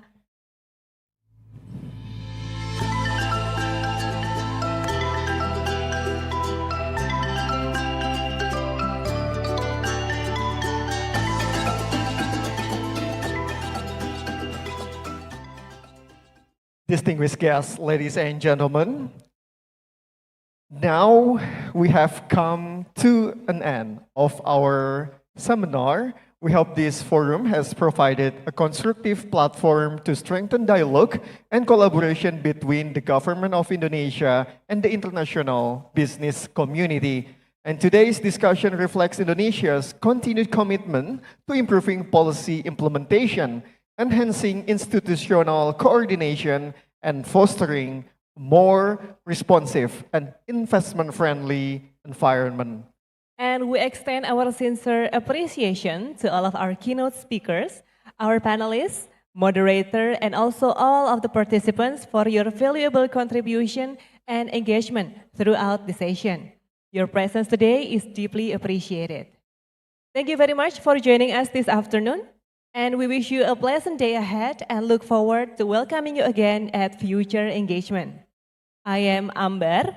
And I am Rianka. We'll see you another time. Selamat sore, good afternoon, wassalamualaikum warahmatullahi wabarakatuh.